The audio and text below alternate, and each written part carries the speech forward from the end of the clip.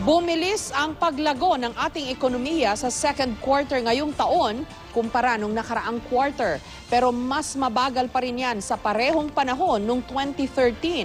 Pagtitiyak naman ng NEDA o ng National Economic and Development Authority, nananatiling malusog ang ekonomiya ng Pilipinas kumpara sa ibang bansa sa Asia. May report si Trisha Zafra. Lumago ng 6.4% ang ekonomiya ng Pilipinas sa second quarter ng 2014 ayon sa tala ng NEDA. Mas mababa sa parehong quarter noong 2013 pero tumaas mula sa first quarter ng kasalukuyang taon. We remain as one of the bright spots in the region, the second fastest growing economy among major Asian countries for the period, tied with Malaysia's performance and topping other major Asian countries such as Indonesia, which has a 5.1%, and Thailand with 0.3%.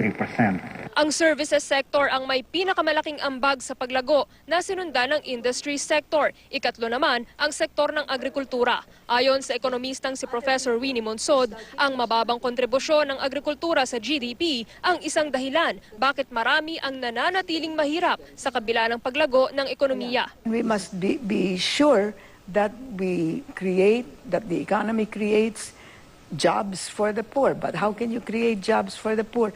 Most of the poor are in agriculture. Nakasaad naman daw sa Philippine Development Plan o PDP ang pagtutok sa agrikultura. Pero unfortunately, the PDP has lowered its targets for agriculture. Of course, it will affect because it means that they have realized that the targets are too high. kailangan din daw tutukan ang infrastruktura para makakuha tayo ng dekalidad na investment. Pero tila naging balakid ang mga kontrobersiya sa PDAF at DAP kaya nagtala ng 0% ang government consumption nitong second quarter. We have already identified the reasons for this underperformance.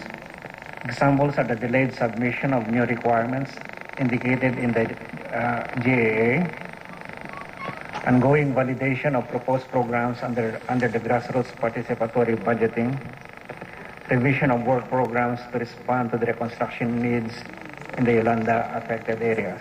Trisha Zafra, GMA News.